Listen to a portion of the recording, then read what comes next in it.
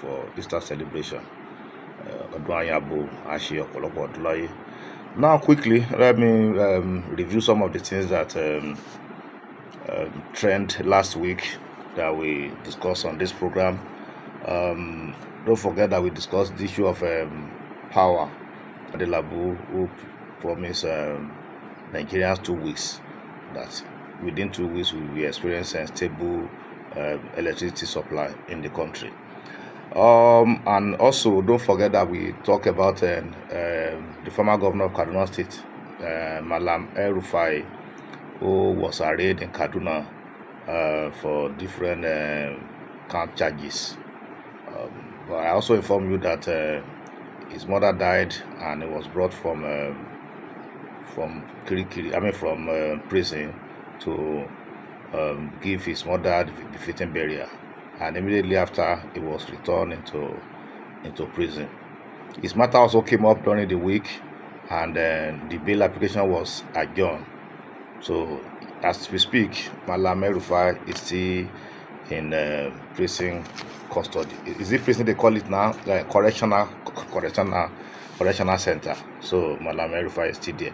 But the issue of power, I have some other information that I want to add, because when we talk about all this shifting blame, federal government is not doing. So there are certain things that we should concentrate on, the governors and local government chairmen, because they have opportunity to make life better for citizens of Nigeria, and they are not doing so.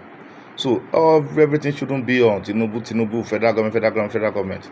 Now let me inform you that on 5th of June 2023, President Bola Ahmed Tinubu signed into law the Electricity Act Bill, which give power to state, local government, and individuals to generate power and distribute power.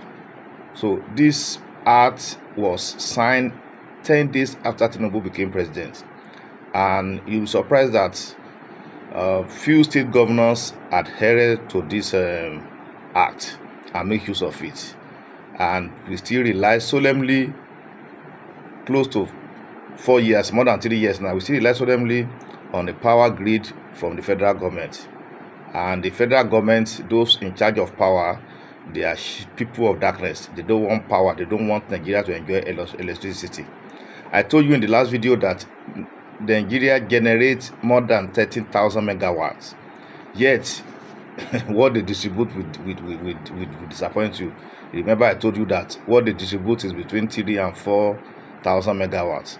Even between that 3,000 and 4,000 megawatts that they distribute, the disco, whatever they call themselves, that they distribute, their plants, their cables were faulty, they are bad.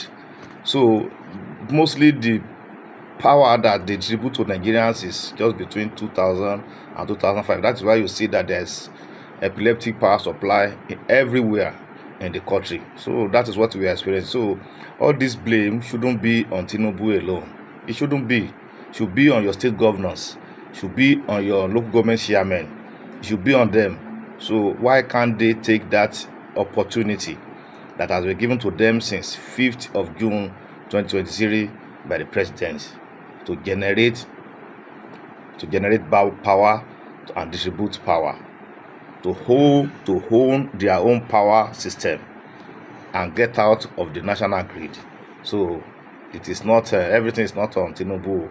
State governors are to blame. They are just doing yafa. They are just, galvanizing everywhere with public funds. So that is that on that. Quickly, the Inspector General of Police now, let me quickly discuss today's issue. The Inspector General of Police, Tunji Disu, proposes, is trying to make do some reforms in policing in Nigeria. And if these reforms, if they are, actually effective, it will go a long way in transforming the image, in redeeming the image of police, and make our policing very effective. Now, part of the things that the man proposes is the state police. 60 months of transition to to decentralize police, and he also proposes to federal government 3% of federal allocation so that they can finance police very well. Let me tell you, that angle, I don't know, but everything that police do in this country, it is the officers that do it on their own. No assistance from the Police Service Commission or the police structure itself. It's quite unfortunate. Now, IGP Tunji Disu as well propose 60%. Propose that 60% of the existing police personnel will move to their states. We move to state services. I mean, 60% of the present police personnel, they will go to states to state, so that the remaining 40% will remain as federal police. That's very interesting. Mandatory use of body worn cameras. So he as well, proposed that Nigeria police will begin to wear body camera. So when they are collecting, you understand now, that road something, it will catch themselves. I pray that they will oblige this proposal, and the federal government as well will, do the needful as regard this. And he as well proposed that National Police Standard Board to supervise both federal and state police. So he proposed that there should be a police board, National Police Board, that will supervise both the national police, the federal police, and the state state police. So will I see, because there's need for us to change Nigeria police. If I have my way, I will have suggested that we start afresh. We start from the beginning, because the police act, the policing we inherited from the colonial masters in 1861 is a slavery structure kind of police, and that is what we are still maintaining till today. That is why you see our police, that is why you see them, they are very unprofessional in arresting, in carrying out their functions on daily basis. Before you think they cock their gun, they are ready to shoot you. They threaten you with gun. They do all this. It's kind of oppressive structure we inherit, because those police constabulary was established by British colonial masters to oppress us, to force their whatever on us. That was why it was established in 1861 in Lagos, and they tried to amalgamate all these structures. And so that is the kind of mentality that Nigeria police has. So those such mentality must, they must take it away from their psyche, so that they know that they are to protect the citizen, not to victimize them. They are to protect the citizen, not to oppress them. Okay, so I'm really interested in the issue of this police reform. Many IG have been proposing, but they have not, done what this. He has taken a bold step to ensure that there is reform in Nigeria police. So when we have a standardized and effective police system, I can assure you Nigeria is okay, because the bone of corruption, the bone of unprofessionalism in Nigeria come from those who will arrest you when you perpetrate that evil. So if I'm the one to arrest you now and my hands are not clean, so how will I arrest you? So that is why you see that the system is not functioning the way it's supposed to function.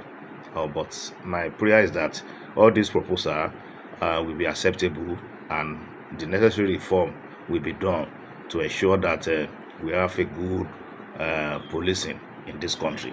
Now, quickly, the Minister of Transportation, Ahmed Alkali, resigned last week as well to contest the governorship of Gombe State.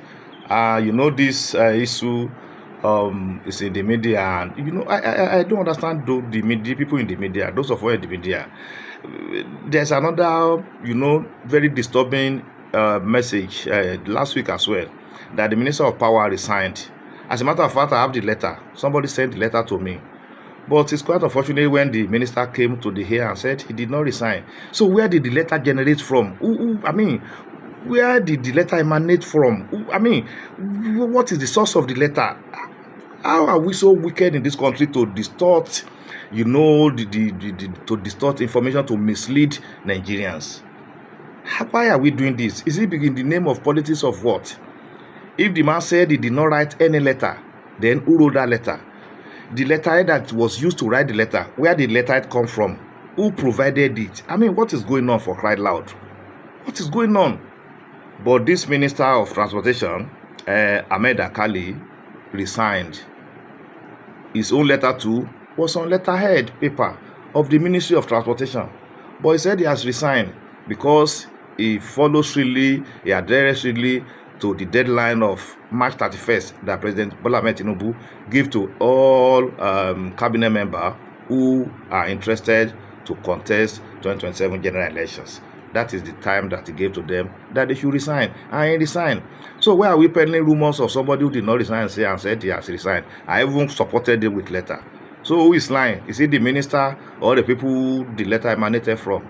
So let us be careful and know what we are doing in this country. So because the media, we have the power to, to kill and to make alive. If you want this country to be good, it's in our hands. I don't want this country to be otherwise, it's also in our hands. But as far as I'm concerned, I will not be a propagator of bad news. I will not do that. Those who are doing it, please think twice before Nemesis will catch up with you very soon. So thank you very much. If you don't have much time, God bless you. God bless Federal Republic of Nigeria. Happy celebration, everyone. Bye.